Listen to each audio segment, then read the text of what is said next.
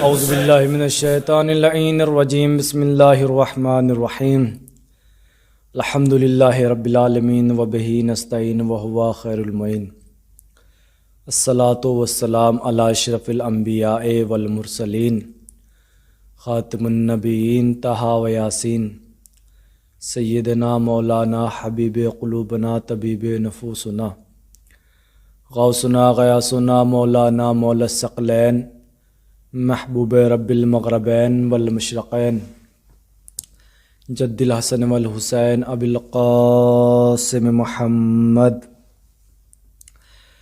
وآلہ اہل بیتہ طیبین الطاہرین المعصومین المظلومین ولعنۃ اللہ علی قوم الظالمین وغاصب حقوقہم ومنکر فضائلہم اما بعد فقد قال تبارک و تعالی فی قرآن المجید بسم اللہ الرحمن الرحیم یا ایہا الذین آمنوا اطیعوا اللہ و اطیعوا الرسول و اولی الامر منکم صلوات پڑھ دے محمد و آل محمد۔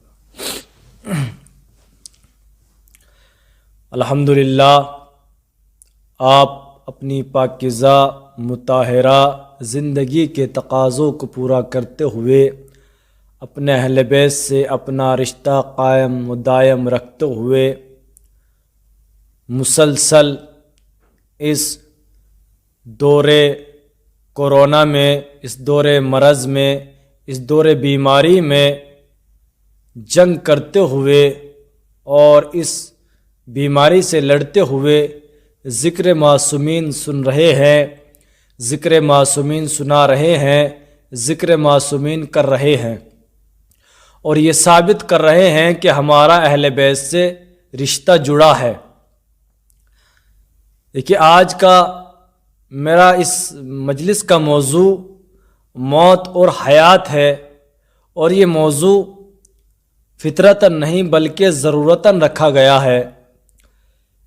میں بغیر کسی تمہید کے اپنی گفتگو کو شروع کرنے لگا ہوں، اور میں اس موضوع کو لے کر کوشش کروں گا آپ کے دل کے قریب آنے کی، آپ کے دھڑکن کے قریب آنے کی۔ پروردگار عالم نے قرآن مجید کے چوتھے سورہ نساء میں آیت نمبر 59 میں ارشاد فرمایا، یا ایھا الذین آمنو، اے وہ لوگو جو ایمان لا چکے، اطیعوا اللہ، اللہ کی اطاعت کرو، اطیعوا الرسول، رسول کی اطاعت کرو، واولی الامر منکم، اور صاحبان امر کی اطاعت کرو۔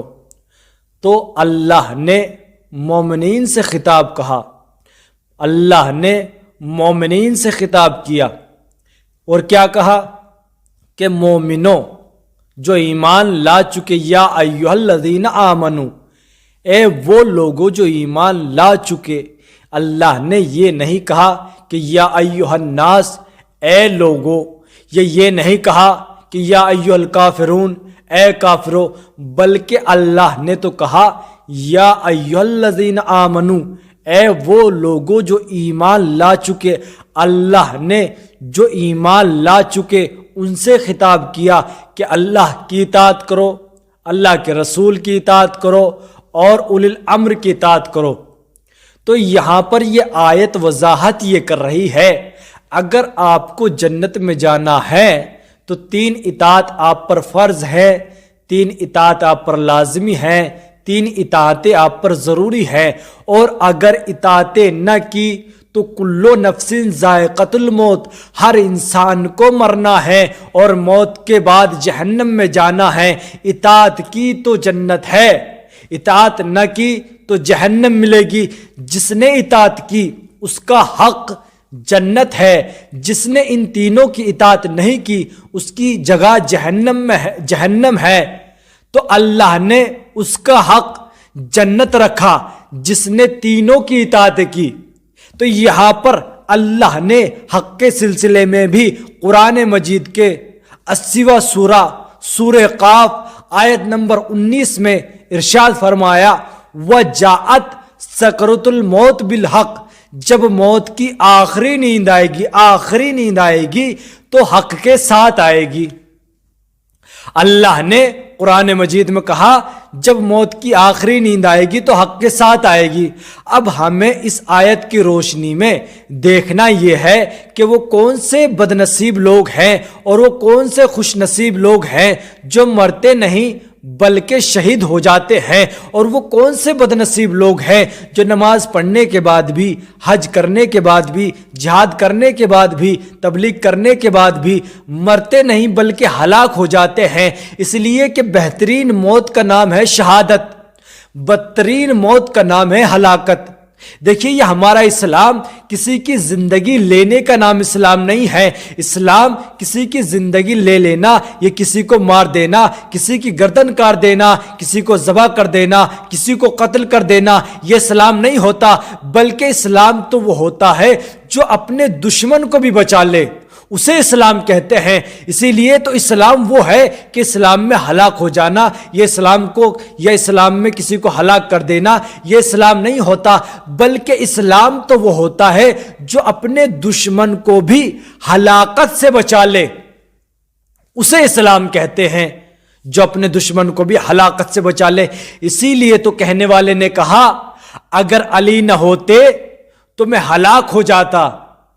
دیکھیے میں یہاں پر روک کر اتنا کہوں گا، جتنا آپ اپنے بارے میں جانتے ہیں اتنا آپ دوسروں کے بارے میں نہیں جانتے۔ آپ اپنے بارے میں بہتر جانتے ہیں، بہتر سمجھتے ہیں، اتنا دوسروں کے بارے میں نہیں جانتے۔ دوسرے اپنے بارے میں بہتر جانتے ہیں، بہتر سمجھتے ہیں، اتنا آپ دوسروں کے بارے میں نہیں جانتے جتنا دوسرا اپنے بارے میں جانتا ہے۔ آپ اپنے بارے میں جانتے ہیں، وہ اپنے بارے میں جانتا ہے۔ دیکھیے کہنے والے نے یہ نہیں کہا اگر علی نہ ہوتے تو میں شہید ہو جاتا، اس لیے کہ شہادت اور ہے، ہلاکت اور ہے۔ کہنے والے نے تو کہا اگر علی نہ ہوتے تو میں ہلاک ہو جاتا، علی نہ ہوتے تو میں ہلاک ہو جاتا، اس لیے کہ کہنے والا خود کو، اپنے آپ کو ہلاکت کے قابل سمجھتا تھا، شہادت کے قابل نہیں سمجھتا تھا۔ عزیزان محترم، موت میں انسان شہید ہوتا ہے، موت میں انسان ہلاک ہوتا ہے۔ پروردگار عالم نے قرآن مجید میں کہا وَجَاءَتْ سَكْرَةُ الْمَوْتِ بِالْحَقِّ، جب موت کی آخری نیند آئے گی تو حق کے ساتھ آئے گی۔ میں سمجھتا تھا، میں سوچتا تھا کہ موت اکیلی آتی ہے اور بندے کو لے جاتی ہے، لیکن جب ہم نے اس آیت کو پڑھا، پروردگار عالم نے کہا وَجَاءَتْ سَكْرَةُ الْمَوْتِ بِالْحَقِّ، جب موت کی آخری نیند آئے گی تو حق کے ساتھ آئے گی۔ اور اکثر اور بیشتر یہی سمجھتے ہیں اور یہی جانتے ہیں کہ موت اکیلی آتی ہے، بندے کو لے جاتی ہے، موت فلاں کو لے گئی، موت فلاں کو لے گئی۔ ایسا لگتا تھا کہ بس موت آتی ہے، بندے کو لے جاتی ہے، لیکن جب ہم نے قرآن مجید کی آیت کو پڑھا، پروردگار عالم نے کہا جب موت کی آخری نیند آئے گی تو حق کے ساتھ آئے گی۔ تو دیکھیے موت آئے گی حق کے ساتھ، تو حق کس کے ساتھ ہے؟ پیغمبر نے فرمایا العلی مال حق والحق مال علی، علی حق کے ساتھ ہے، حق علی کے ساتھ ہے۔ اس لیے کہ اگر حق علی سے آگے چلا جائے تو حق حق نہیں رہتا۔ لفظ علی پیغمبر نے آگے رکھا اور کہا کہ العلی مال حق والحق مال علی، علی حق کے امام ہے، علی حق کے امام ہے، حق علی کا امام نہیں۔ یا جملہ بدل کر یہ کہہ دیا جائے کہ علی حق سے آگے ہیں، حق علی سے آگے نہیں۔ اگر حق علی سے آگے چلا جائے حق حق نہیں رہتا بلکہ باطل ہو جاتا ہے۔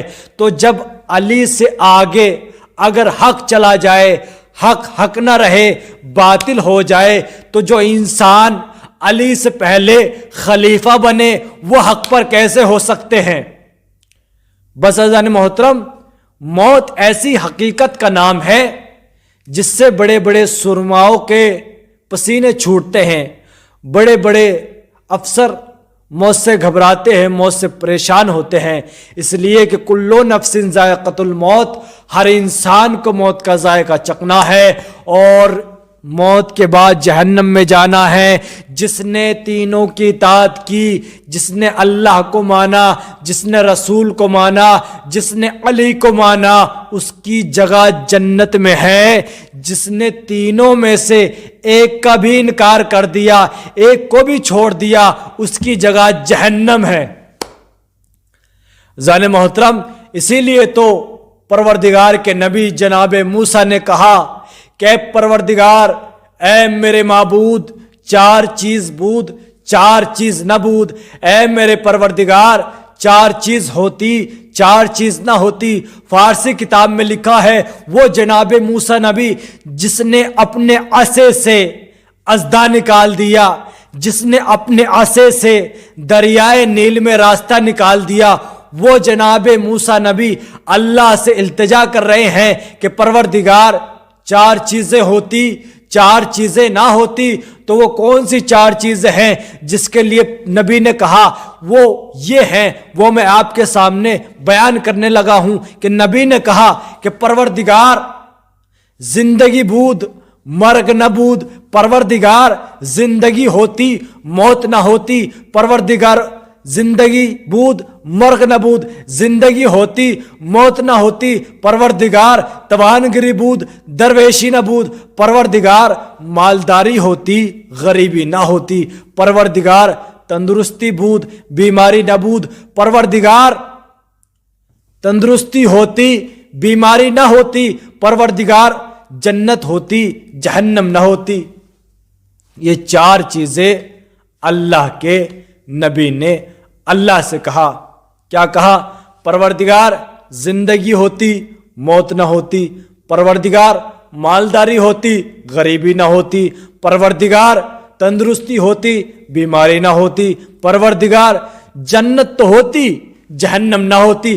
عجب نہیں پروردگار کی آواز آئے اور پروردگار کہے کہ اے میرے نبی، اگر تندرستی ہوتی بیماری نہ ہوتی تو مجھے یاد کون کرتا، مجھ سے فریاد کون کرتا؟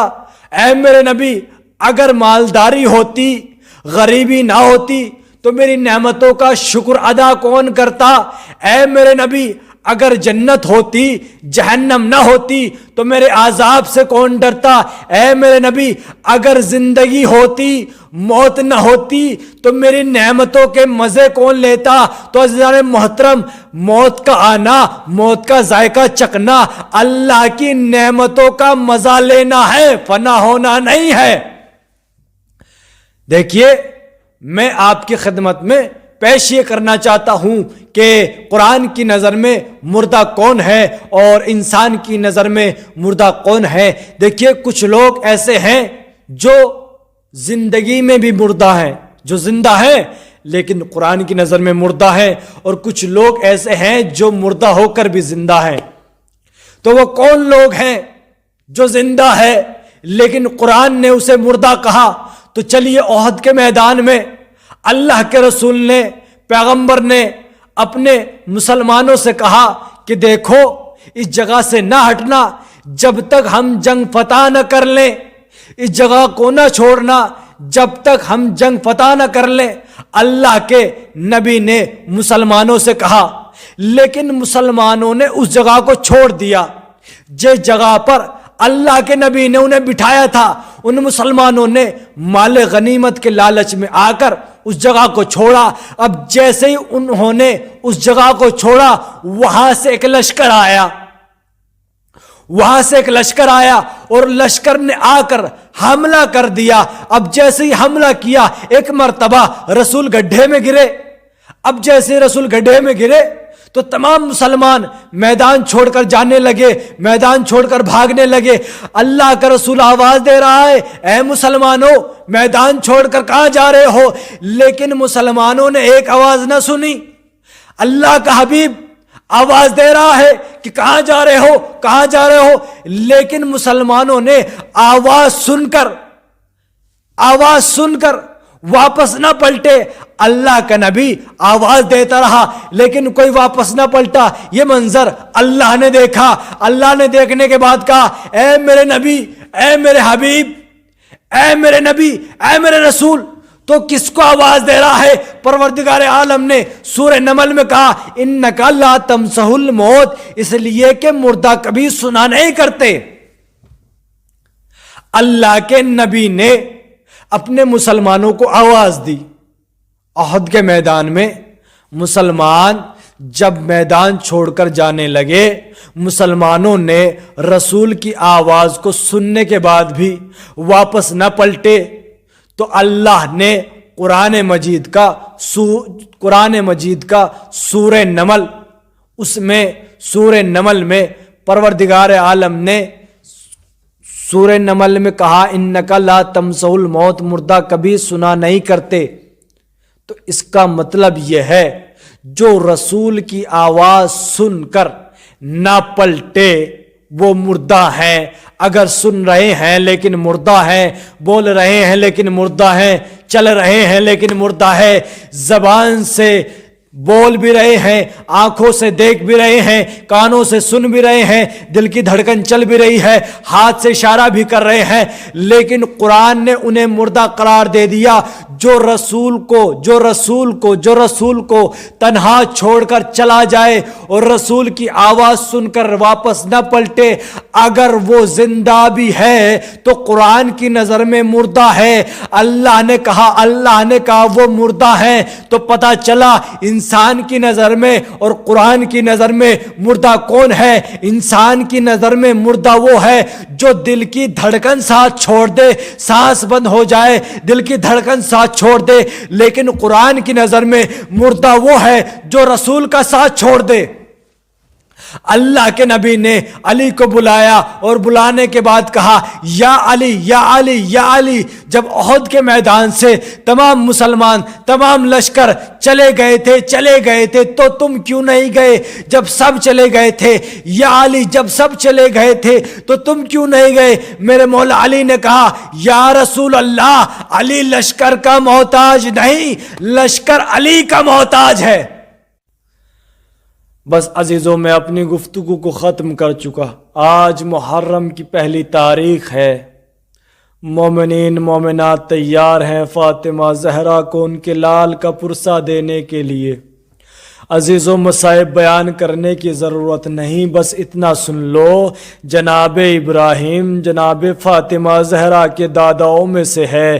جناب ابراہیم کے گھر ایک خوشی ہوئی، ان کا بیٹا ذبح ہونے سے بچ گیا تو وہ یادگار بن گیا۔ عزیزوں، ادھر کربلا کے میدان میں فاطمہ زہرا کا بیٹا ذبح ہو گیا، کیا وہ یادگار بنانے کے قابل نہیں؟ عزیزوں، جناب ہاجرہ چند مرتبہ صفا و مروہ کے درمیان میں دوڑی، وہ عمل فرض ہو گیا تمام حاجیوں پر جسے سعی کہا جاتا ہے، وہ یادگار بن گیا۔ ادھر کربلا کے میدان میں فاطمہ زہرا کے لال 3 دن کے بھوکے پیاسے شہید ہو گئے، کیا وہ یادگار بنانے کے قابل نہیں ہے؟ عزیزوں، 60 ہجری کا وقت آیا، معاویہ مرا، یزید نے حاکم مدینہ ولید کو ایک خط لکھا، اس میں لکھا تھا کہ حسین سے میری بیعت لے لے، اگر بیعت سے انکار کرے تو حسین کا سر کاٹ کر میرے پاس بھیج دے۔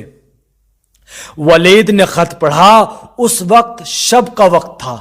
ولید نے خط کو پڑھنے کے بعد قاصد کو بلایا، قاصد سے کہا کہ جا حسین کو بلا کر لا۔ قاصد مولا حسین کی خدمت میں آیا، خدمت میں آ کر کہتا ہے آپ کو ولید نے طلب کیا ہے۔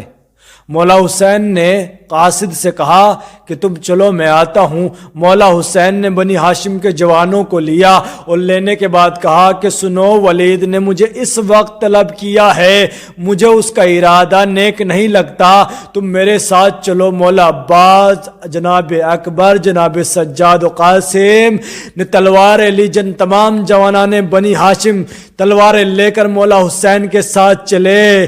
عزیزوں، مولا حسین نے روک کر کہا کہ دیکھو تم باہر رک جانا، میں اندر جاؤں گا، لیکن جیسے میری آواز بلند ہو تو بلا تاخیر اندر آ جانا۔ عزیزوں، مولا حسین دربار ولید میں گئے، ولید نے خط پڑھ کر سنایا اور بیعت کا مطالبہ کیا۔ مولا حسین نے کہا کہ ولید، ابھی رات کا وقت ہے، صبح سب کے سامنے اس مسئلے کو رکھنا، جو مناسب ہوگا میں جواب دوں گا۔ عزیزو یہ فقرہ کہہ کر مولا حسین چلنے لگے۔ مروان جو کہ ولید کے پاس بیٹھا ہوا تھا، مروان نے ولید سے کہا کہ ولید ابھی حسین کو جانے مت دے، اگر حسین اب چلا گیا تو واپس تیرے ہاتھ نہ لگے گا، ابھی حسین کا سر قلم کر دے۔ مولا حسین نے سننے کے بعد بلند آواز سے ایک جملہ کہا، او ولد الزنا، تیری کیا اوقات، کیا تم مجھے شہید کرے گا؟ یہ آواز مولا عباس نے سنی۔ اکبر اور عباس جناب سجاد اندر داخل ہوئے۔ مولا عباس نے مروان کے گلے پر تلوار کو رکھا، چلانا چاہا۔ مولا حسین نے عباس سے کہا، عباس ابھی کربلا نہیں آئی۔ مولا عباس رکے۔ جو کچھ دیر بعد مولا حسین گھر پر آئے اور آنے کے بعد سارا ماجرا جناب زینب کو بیان کیا اور کہا، بہن زینب اب مدینے میں رہنا محال ہے۔ عزیزو سفر کی تیاریاں شروع ہو گئی۔ مولا حسین قبر رسول پر گئے اور جانے کے بعد کہا، نانا خدا حافظ، حسین جا رہا ہے نانا، اب حسین واپس نہ آئے گا۔ عزیزو مولا حسین نے کہا، نانا ہجرت آپ نے بھی کی لیکن آپ واپس آ گئے تھے، لیکن نانا جو حسین جائے گا واپس مدینہ نہ آئے گا، نانا خدا حافظ۔ عزیزو مولا حسین نے قبر رسول کو چھوڑا، جنت البقیع میں گئے، ماں کی قبر پر جا کر کہتے ہیں، اماں جان خدا حافظ، حسین جا رہا ہے نانا کا دین بچانے کے لیے، حسین جا رہا ہے نانا کی شریعت کے بچانے کے لیے، ماں جان اب حسین واپس نہ آئے گا۔ عزیزو قبر زہرا سے آواز آئی، اے میرے لال حسین، تیری ماں تجھے تنہا نہ چھوڑے گی، تو مکہ جائے گا میں مکہ آؤں گی، تو کربلا جائے گا میں کربلا آؤں گی۔ عزیزو صغرا کو ادھر معلوم ہوا کہ بابا انہیں لے جانے کا ارادہ نہیں رکھتے۔ صغرا نے بابا کو طلب کیا، طلب کرنے کے بعد کہا، بابا کیا آپ مجھے لے جانے کا ارادہ نہیں رکھتے؟ عزیزو مولا حسین نے کہا، روایت اعضا کتاب میں لکھا ہے، مولا حسین نے کہا، اے بیٹی صغرا تم اتنی کمزور ہو کہ سفر کی تکلیفیں برداشت نہیں کر سکتی، ایسی سخت گرمی میں تو تندرست بھی بیمار ہو جاتا ہے، ٹھیک صورت میں علی اکبر کو بھیج کر تم کو بلوا لوں گا۔ عزیزو صغرا نے کہا، بابا جان ایک تو میں مریض ہوں اور آپ مجھے چھوڑ کر تنہا جا رہے ہو، میں آپ کی جدائی میں چند دنوں میں دم توڑ دوں گی۔ عزیزو مولا حسین نے سنا، روتے ہوئے حجرے سے باہر آئے۔ عزیزو صغرا نے عصے کو لیا اور عصے کے سہارے سے حجرے سے باہر آئی اور باہر آ کر تمام بیویوں سے کہتی تھی کہ بابا سے میری سفارش کرو، تمام بیبیوں کے پاس جا کر کہتی تھی کہ بابا سے میری سفارش کرو۔ عزیزو تمام بیبیوں نے صغرا کو سمجھایا، آخر کار عزیزو تمام بیبیوں نے صغرا سے رخصت لی۔ تمام بیویوں نے رخصت لینے کے بعد عزیزو قافلہ چلا۔ عزیزو صغرا عصے کے سہارے گھر کی چوکھٹ پہ کھڑی تھی، صغرا قافلے کو دیکھ رہی تھی، ادھر قافلے والے پلٹ پلٹ کر صغرا کو دیکھ رہے تھے۔ عزیزو صغرا نے دیکھا، صغرا نے عصے کو لیا، قافلے کی طرف بڑھی۔ عزیزو مولا حسین نے دیکھا، قافلے کو روکا، قافلے کو روکنے کے بعد صغرا سے کہا، ہے بیٹی صغرا ہم تو رخصت ہو چکے تھے، بیٹی صغرا تم واپس کیوں آ گئی؟ صغرا کہتی ہے، بابا جان ایک مرتبہ اور رخصت ہونا چاہتی ہوں۔ عزیزو صغرا تمام بیویوں سے ملی، آخر میں جناب صغرا جناب رباب سے ملی۔ جیسے ہی جناب رباب سے ملی نا عزیزو، جناب رباب کی گود میں اصغر تھے۔ اصغر نے بہن صغرا کو دیکھا، ماں کی گود کو چھوڑا، صغرا کی گود میں آ گئے۔ عزیزو صغرا نے اصغر کو دیکھا اور رو رو کر کہتی تھی، اے اصغر تو ہی میرا اکبر ہے، تو ہی میرا قاسم ہے، تو ہی میرا اون محمد ہے۔ عزیزو صغرا نے اصغر کو لیا، زمین پر بیٹھ گئی۔ عزیزو صغرا اصغر کو چومتی جاتی تھی اور کہتی تھی، بابا اصغر کو میرے پاس چھوڑ جائیں۔ عزیزو مولا حسین نے کہا، بیٹی صغرا یہ چند دنوں کا ہے، بھلا ماں کے بغیر کیسے رہ سکتا ہے؟ सुगरा कहती है ठीक है बाबा, अगर ये खुद से आए तो ले जाना, वरना जबरदस्ती न करना। अजीजों, तमाम बीवियों ने कोशिश की कि सुगरा को असगर से जुदा कर पाए, लेकिन अजीजों किसी बीबी की कोशिश कामयाब ना हो सकी कि असगर को बहन की गोद से जुदा कर पाए। अजीजों, जैसे ही मौला हुसैन आगे बढ़े, सुगरा ने कहा बाबा इतना कहना चाहती हूँ कि इमाम बन के हुक्म न देना, अगर असगर खुद से आए तो ले जाना। अजीजों, मौला हुसैन आगे बढ़े, मौला हुसैन की आंखों में अश्क थे। अजीजों, मौला हुसैन जैसे ही आगे बढ़े ना, मौला हुसैन ने असगर के कान में कुछ कहा। असगर ने सुना, बहन सुगरा की गोद को छोड़ा, मौला हुसैन की गोद में आए। सुगरा ने असे का सहारा लिया और उठी और कहा बाबा इतना बता दो, आपने असगर के कान में ऐसा क्या कहा जिसे सुन के असगर ने मेरी गोद को छोड़ दिया। अजीजों, मौला हुसैन ने कहा सुगरा मैंने कुछ नहीं कहा, मैंने इतना कहा कि असगर ठीक है, जहां मैं इतने तीर खाऊंगा वहां मैं तुम्हारे बदले का तीर अपने गले पर ले लूंगा।